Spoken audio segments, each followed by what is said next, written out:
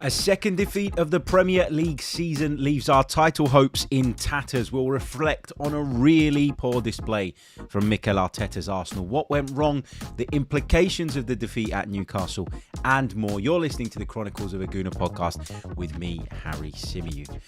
Hey everyone, how are you? I hope you've had the chance to calm down after what was a really disappointing afternoon from an Arsenal perspective yesterday.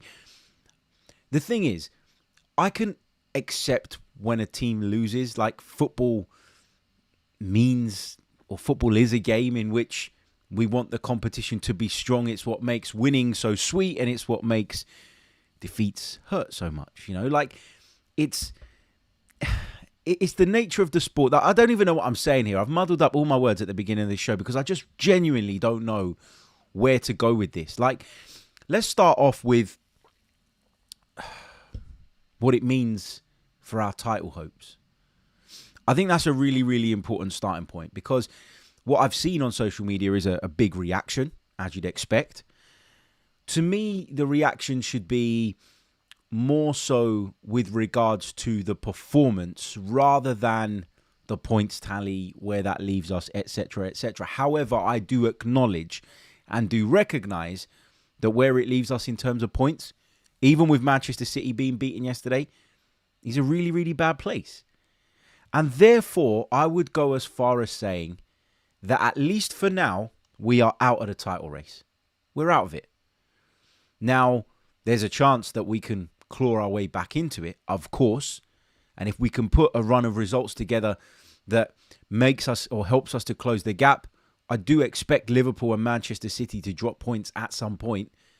Therefore, if the door is open and we're quick enough, we might just be able to squeeze back in there. However, as of today, as of the 3rd of November, 2024, in my opinion, Arsenal are out of the title race. It's down to us to try and find a way back in. It's down to us to try and up our level so as to that we're back in the race, back in the mix when it comes to the business end of the season. But as of today, I'm sorry, guys, but we're out of it. Let's not pretend that the situation is anything else.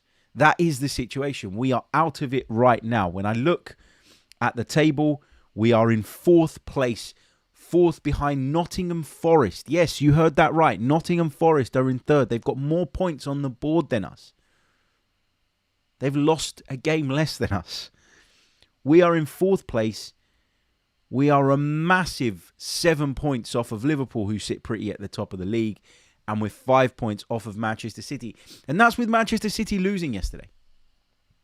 So, yes, we've had harder fixtures. Yes, we've had the more difficult run.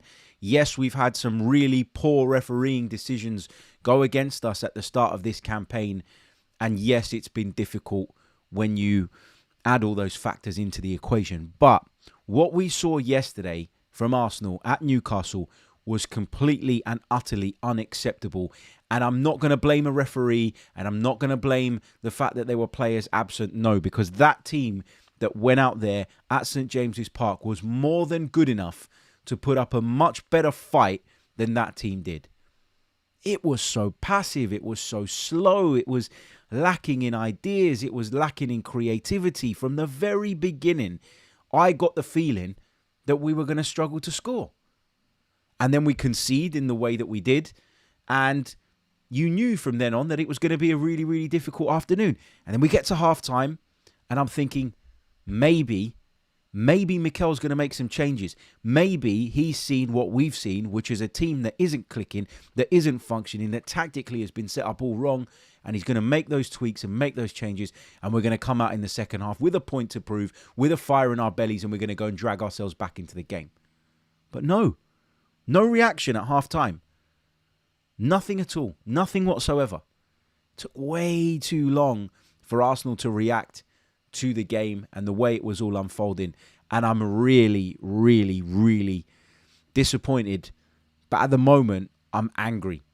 Because I think there's so many problems that we can all see that are bloody obvious, that for whatever reason are not being dealt with. Is it a stubbornness thing?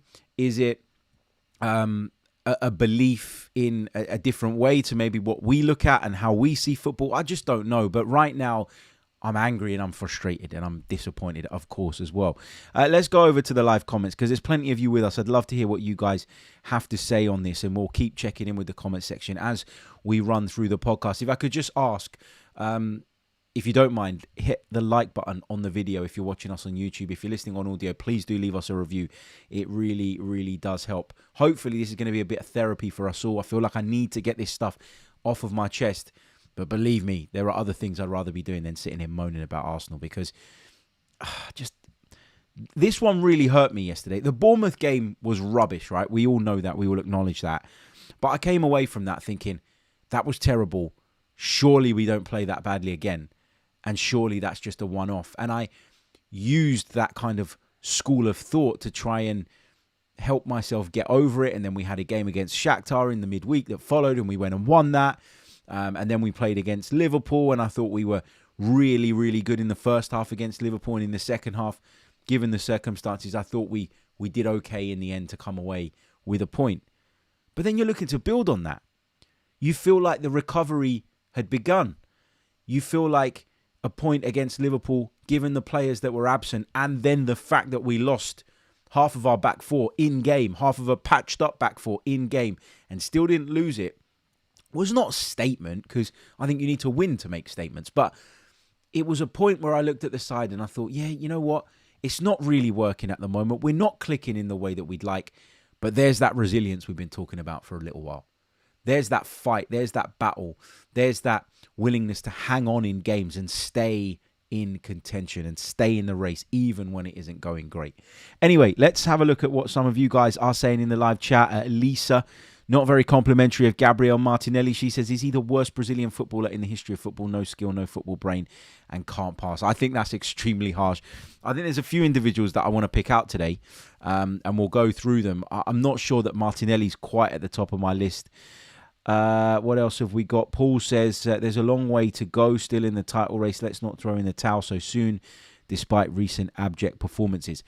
When I say that we're out of the title race, I finish that sentence with for now, because I do believe that we have the capacity to get back in it. And I do believe that the title winner this season will accumulate less points than we've seen in the last two seasons. So I do think that there is a good chance that if Arsenal can get it together quickly, they can find their way back into this race. But as of right now, when I look at the points difference, when I look at the gap between us and those two leading the way, we are out of it. We're not in a title race right now. We're in a race for the top four. That's where we are today. Now, that could change in the coming weeks if results go our way, if we can put a bit of a run together. I'm more than, open to the idea that this can change. I know it can. I've seen it before. I've seen Manchester City be 8 points off the pace before. Okay, they had a game in hand, but I've seen them be in that situation. And nobody was talking about them as being out of the title race. So maybe this does seem a little bit overreactionary for me. But as of today, I don't feel we're in it. That's just my opinion. That's my view. Stephen says, morning, Harry. At least this game could be considered easier to pick the bones out of. Tough loss, this one. Yep, it was tough. Ray Beam says, must rank as one of the worst performances by an Arteta team. Last time we played so badly and with no effort, Ozil was still in the side. Paul James says the whole team were poor yesterday, but Trossard, I'm going to come on to Leandro Trossard. I've got some strong thoughts on Leandro Trossard. Mafia Boss says the manner we lost was appalling. Robert says a bad morning, Harry, a very bad morning. Absolutely. I'll come back to the live chat in a little bit because I'm sure everybody's got strong opinions on what we saw yesterday, what unfolded yesterday, how that all played out. Let's talk first and foremost, I think, about the goal that we conceded. Often when we concede a goal, I will sit and I'll watch it back over and over and over again. And I'll try and figure out what I think could have been done differently to prevent it. Was it someone's positioning? Was it giving the ball away cheaply? Was it, not reacting to a situation quick enough? In this instance, I just think you have to give Newcastle all the praise in the world. The delivery from Anthony Gordon was just fantastic. It was on the money. It was on point. The delivery was so good that all Alexander Isak had to do was guide it on target, and that he did brilliantly and put Newcastle in front. And I looked at that goal, and when I watched it back, I thought, oh, that is some goal. just sometimes you have to give the opposition credit, right? And I'm going to do that with Newcastle United. I know some Arsenal fans have taken issue with the way that they broke the game up and, the way they slowed things down. And I know the ball was only in play for 22 of the 45 minutes in the first half. Frustrating from our part. But if that's what you got to do to win, that's what you got to do, right? And I'm not sitting here criticising Newcastle. I'm not sitting here looking to pull apart their style of play. They did what they had to do. They haven't had a great start to the season. There's been question marks around Eddie Howe, and he's got 2 huge results in the space of a week now. Progression through to the last 8 of the Carabao Cup, beating Chelsea in midweek, and then beating Arsenal, of course, yesterday. So let's not go down that route of moaning about referees and time wasting and fouls and disruptions in play, etc. Let's not do that, because that's not the top story here, right? It was against Brighton, it was against Man City, and it maybe was against Bournemouth. But even after that game, I think I was quite strong in saying, talk about that all you want, but what we saw either side of that was completely unacceptable. And I feel that way again here today. In fact, I don't even think the refereeing or anything like that was a factor here. This was just a really, really poor performance. This system, this thing that we've morphed into to try and accommodate for the absence of Martin Odegaard, it worked quite well at Spurs, and it worked quite well at Manchester City. Games in which we weren't going to have a lot of the ball, games in which we were going to have to defend first and foremost. Spurs, as much as you want to laugh at them, criticise them under Ange Postecoglou, they are a good footballing team. They were at home. They were going to be the ones on whom the emphasis was to take the game to us rather than the other way around, because they were the home side. Okay? And that system and shape, it actually served us quite well in that game. It served us quite well also in the game at Manchester City, where we then went down to 10 and we had to go into full defence mode. But being that little bit more pragmatic, prioritising players that could win duels and have that physical strength was the right way to go in that fixture. Yesterday, there needed to be a bit more of a balance. Newcastle aren't that good of a side, and I don't mean it disrespectfully to them, but they're not such a good side that you'd turn up at St James's Park thinking we must not lose rather than let's go out and win. And I do think when you go to somewhere like Manchester City, you go there with all the bravery in the world, and sometimes the game will dictate what mode you then slip into. And for us, when we went down to 10 men, being 2-1 in front, the circumstances dictated that we ended up dropping off, dropping deeper, and being that more defensive unit. That wasn't the case here this time. That wasn't the case. The system has run its course. It does not work anymore, and it does not work in games where we're looking for spark, where we're looking for creativity. This system only works for certain game states. And when you are chasing a game, this is not the way to play. And it shocks me and it frustrates me that it took Mikel Arteta so long to change it, so long to recognise that very fact that this system was not cut out for what we were looking to achieve once we'd conceded a goal. I want Kai Havertz to play at centre forward. Arsenal are better when Kai Havertz plays at centre forward. I don't want him dropping in the midfield.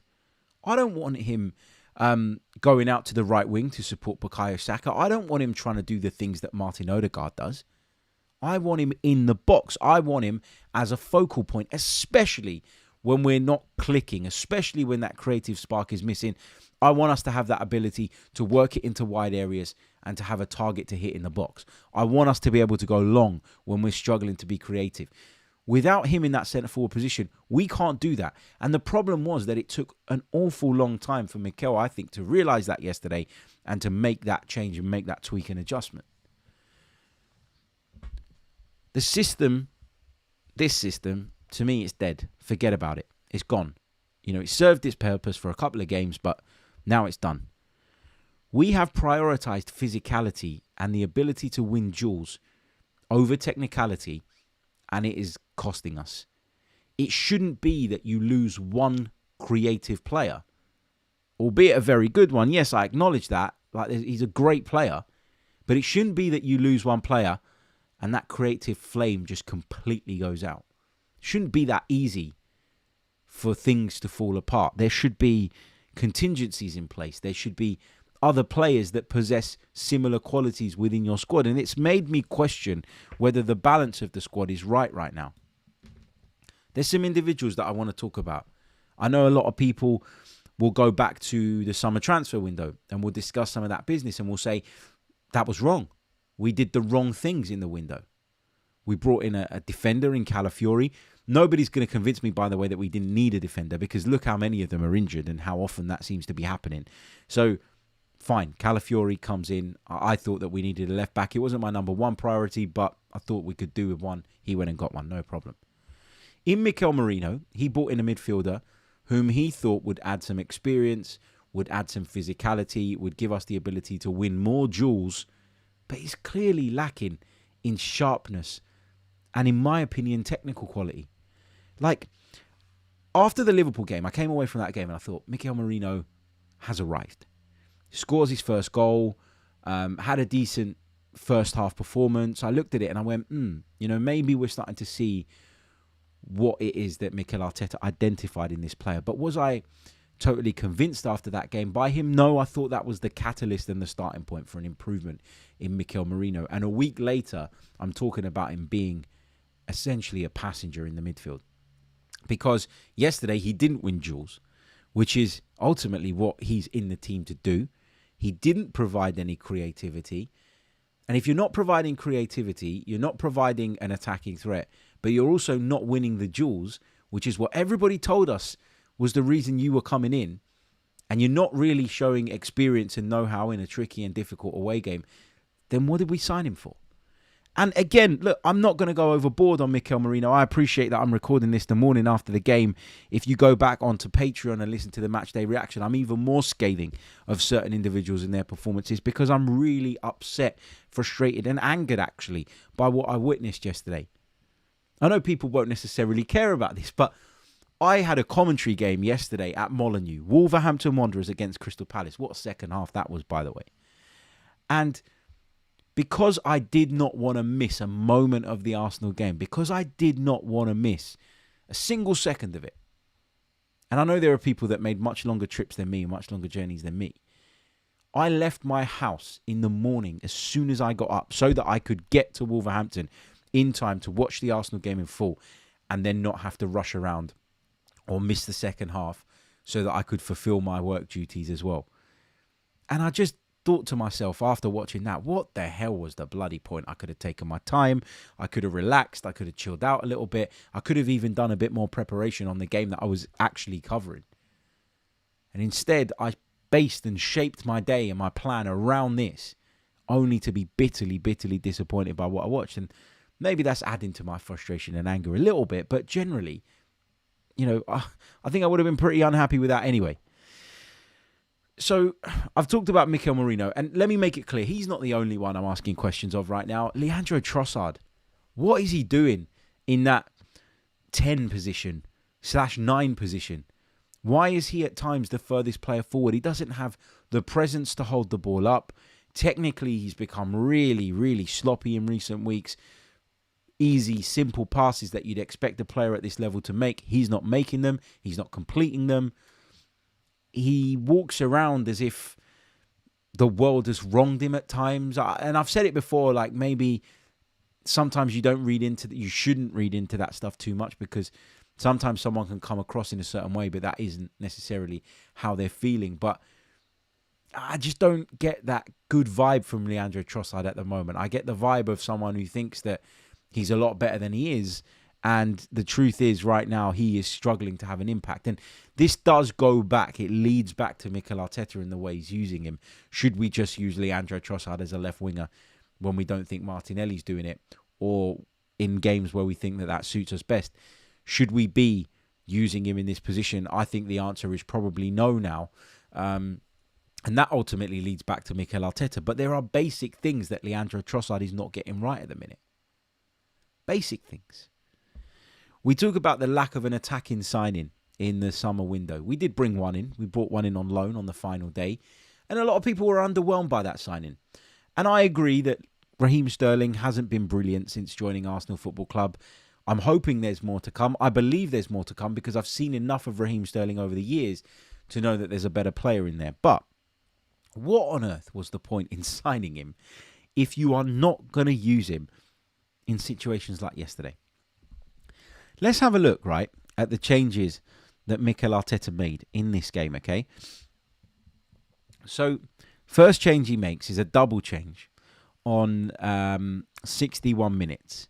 He brings on Alexander Zinchenko, a left back, and he brings on Ethan Nwaneri. People will argue that Ethan Nwaneri, should have started the game. I don't think so. I think that that's one of those things that with hindsight, it's really, really easy to say. But I've said before that I think there are reasons, and valid reasons, why Mikel Arteta isn't selecting him from the start in the Premier League. We talked about it on the Patreon pod that we did the other day as well. So, yeah, that's fine. But when you bring on Zinchenko and you bring on Nwaneri, what does it say?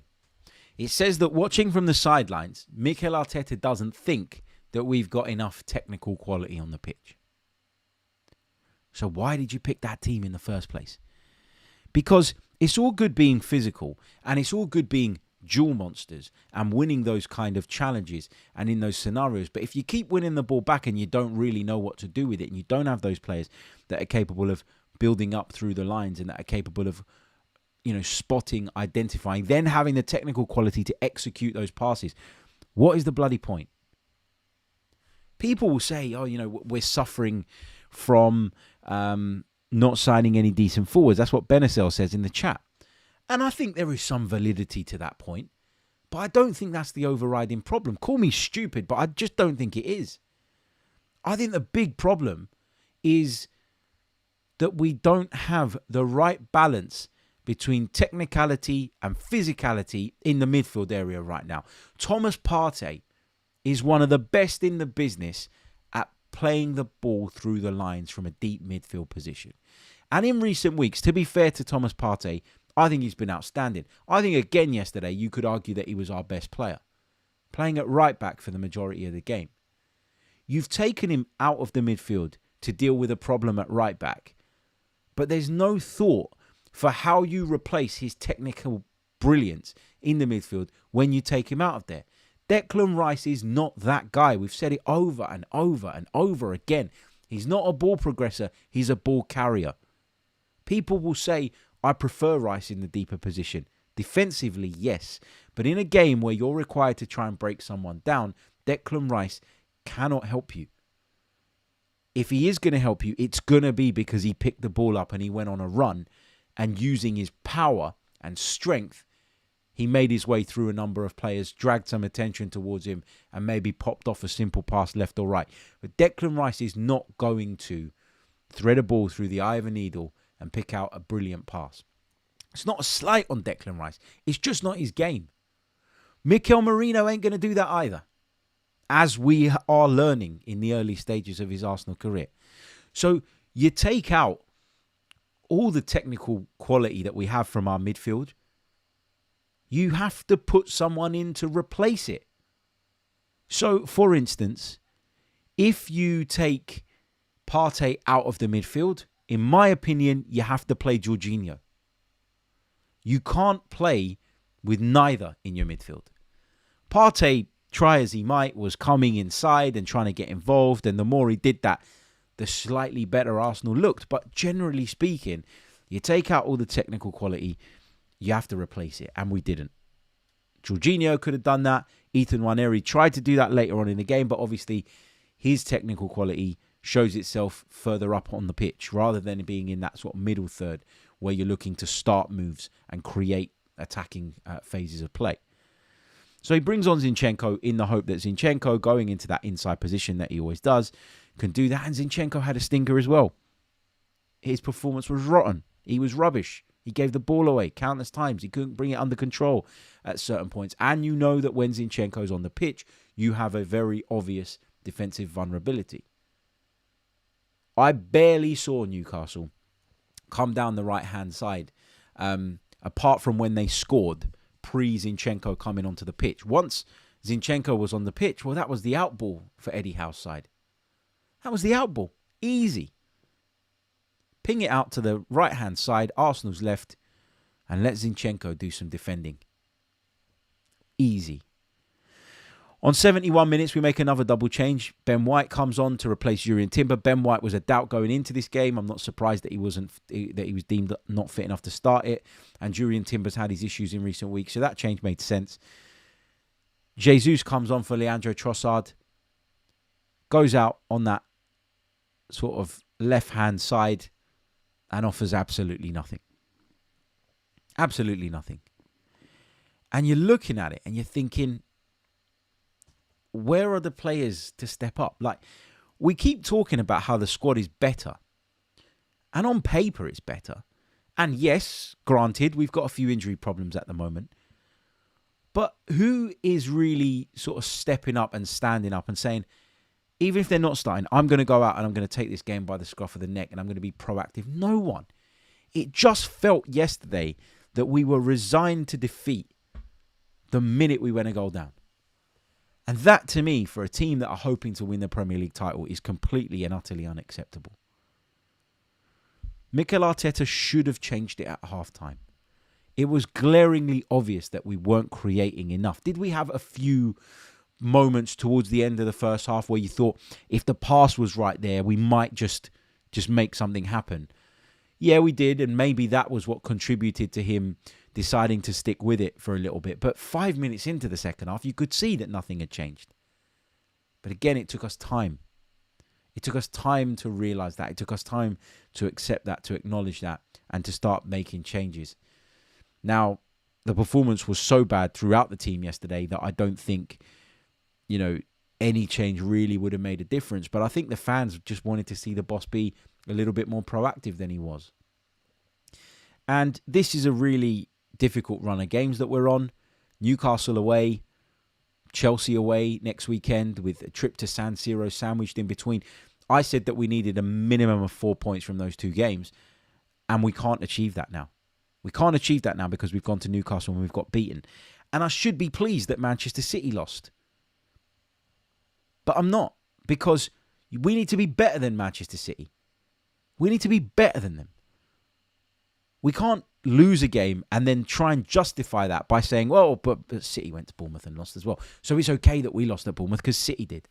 You can't try and justify these things because the performances need to be better. And they've been bad for a long period of time now. And yes, we're without Martin Odegaard. And yes, he makes a huge, huge difference. But as a top team with aspirations and ambitions of winning the biggest trophies in football, you have to be able to find solutions. We found a solution that worked in games where we were always going to be on the back foot. But it's been clear for a few games now that this solution that we found was nearing its expiry date, was nearing the point where it was no longer effective. People sussed it out as well. And rather than innovating and trying to find a different way or trusting in different players, we've stuck with something. And it's like when you know your clutch is going to go on your car and you keep driving it without getting fixed, what do you expect? At some point you're going to break down. And we have broken down. We have broken down now, and we're in a really poor position. And it could get even worse with Chelsea away next weekend. Is anyone sitting here feeling confident that we're going to go and win at Stamford Bridge? I'm not. Why should I? What have I seen in the last few weeks to give me that belief? Loads and loads and loads of you with us live on YouTube right now. Please leave us a like on the video. Guys, there's no reason why we shouldn't have like 250 likes at the absolute minimum on the board, because there are plenty of you live with me now. So please do hit the like button if you haven't done so already. It really, really does help. Subscribe to the channel as well. If you're listening on the audio platforms, guys, please do leave us a review. Remember, we lost a load of reviews on Apple Podcasts when we changed podcast provider. So if you could leave us a review, even if you've done it in the past, it would really help. If yours is still on there, it will say it's submitted, but it won't show up. If yours isn't, then it will resubmit it, which is what we really, really need. Also, check us out on Patreon, patreon.com/The Chronicles of a Goonie. You can support the podcast. Lots of you have been doing that recently, for which I'm really, really grateful. When we do drop a match day reaction pod after every single game, So you can check those out, which is a bit more of a raw reaction. It's a bit more emotional at times because it's so close to the full-time whistle. But check that out, and thank you for your support. We've also got some new Patreon features coming this week as well, because there's a little announcement that I'm going to make on tomorrow's episode. There'll be a regular show with a regular guest who is very, very popular with you guys based on the comments. Looking forward to giving you the details on that. And a segment of that will go over on our Patreon page as well. So make sure you check it out, www.patreon.com/The Chronicles of a Gooner. And you can access those feeds via Spotify or Apple Podcasts to make it easier for you. Any questions, any thoughts, get them in to the live chat, and I'll pick up as many of those as I can in the allotted time. Let's take one from, just reading them through really, really quickly. Here we go, Jid. What have you seen in the past few weeks to suggest that we can beat Chelsea? Seriously, Harry? How about our performance against Liverpool? Now we're overdoing the doom and gloom. So you're telling me that based on what you watched yesterday, based on what you watched against Bournemouth, all of which were within the last 3 weeks, by the way, that you are very confident that we go to Chelsea and we beat them. I'm not saying it's impossible, but why would I go there with chest? Why would I turn up there thinking we are going to go there and we're going to blow this Chelsea side away? Why would I think that? Why would I think that? Now, if Man United batter them later today, maybe I'll feel a little bit differently, but what have you... I'm interested. I'll flip the question back on you. What have you seen that gives you that encouragement? 45 minutes against Liverpool? Because the reality is, we dropped 3 points at Bournemouth. We dropped 2 against Liverpool because we were winning the game until the last 10 minutes. That's 5. And we dropped 3 yesterday at Newcastle. So we've dropped 8 points in 3 games. You can't drop 8 points in 3 games if you want to win this Premier League title. Not while Manchester City exist, not while Pep Guardiola is in the league. And that's not even factoring in Arne Slot's Liverpool, who are absolutely flying at the moment. Now, for what it's worth, I don't think they're as good as Manchester City, and I do think that it's better for us that they're the ones who are getting their sort of lead and building that up rather than Manchester City. But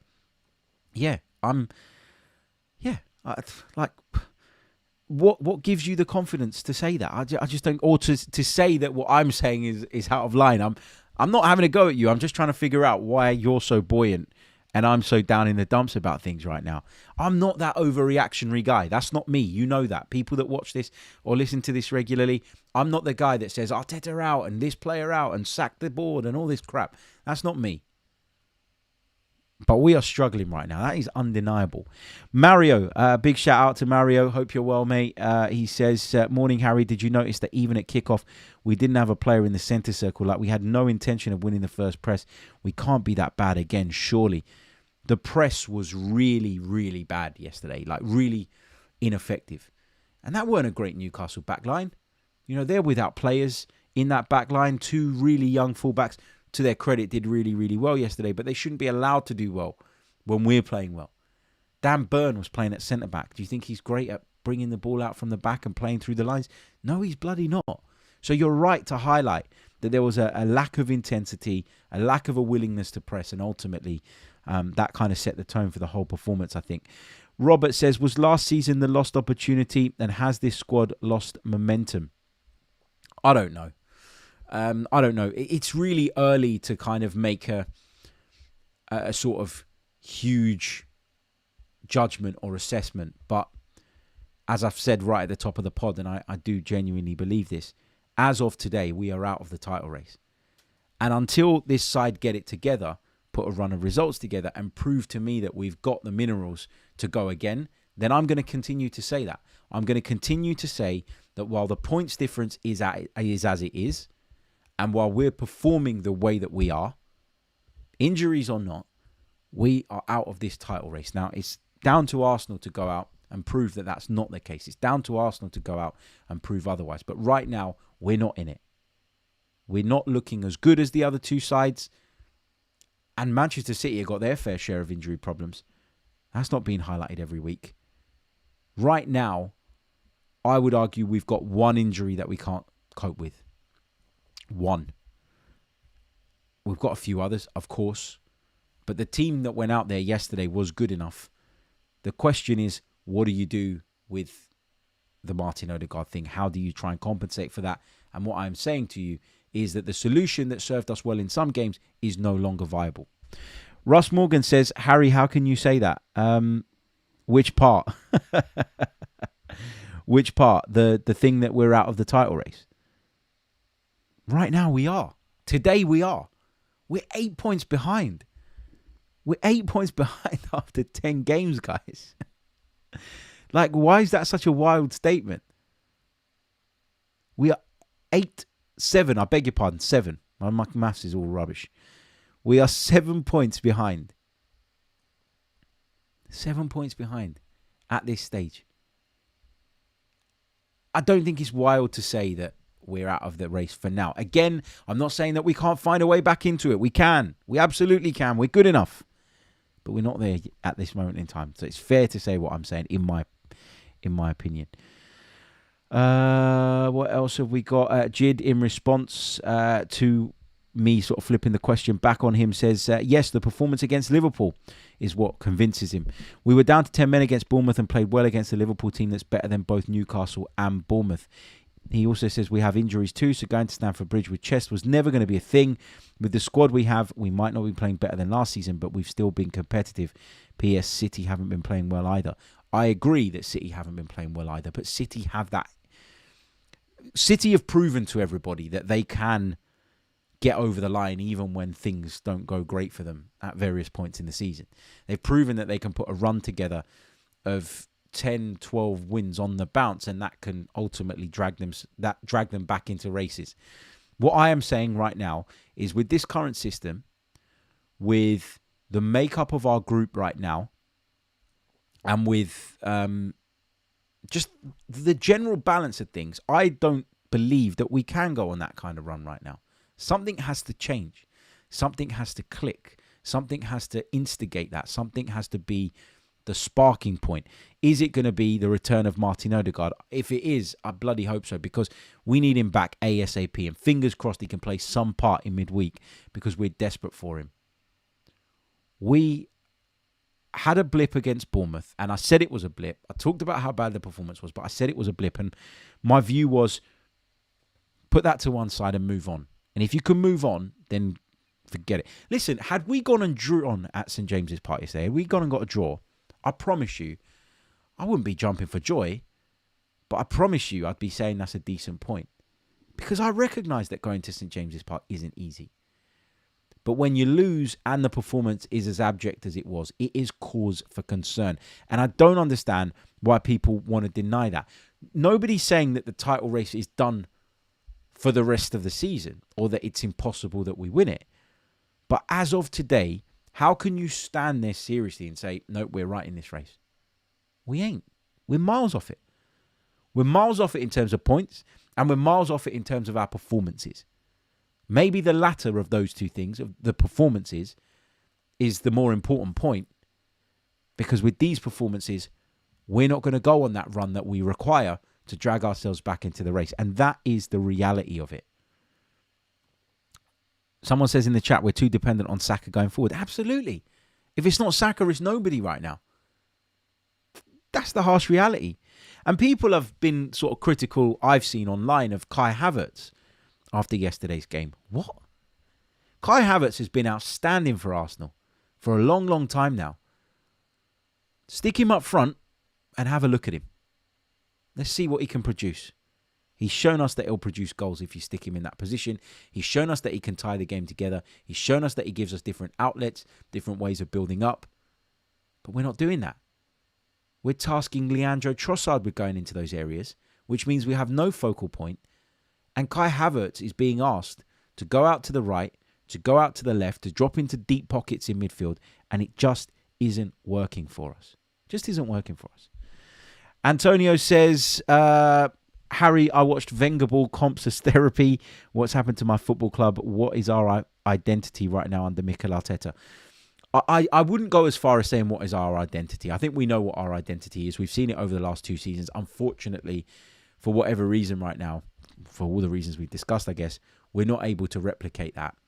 And we've tried to lean on different aspects of the team and different strengths in order to cope with the fact that we got players missing, that we've had to deal with some really difficult situations, some shitty situations, players getting sent off for essentially ridiculous things.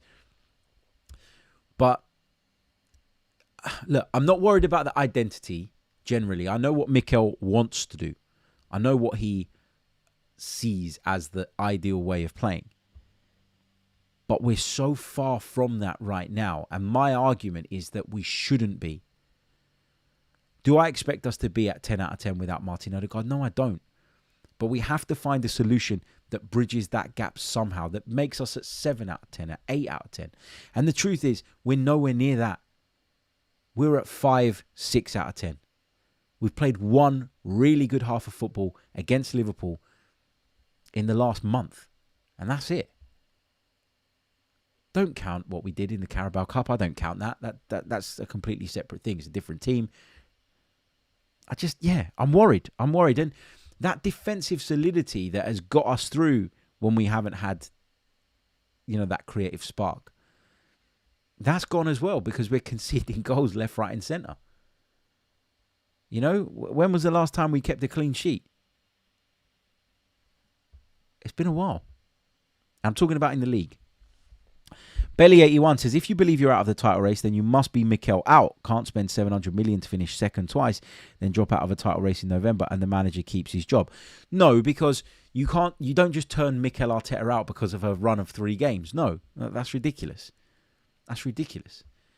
Mikel Arteta has earned the right to try and fix this and to figure out how the team gets back on track so that we can, as I keep saying, drag ourselves back into this title race.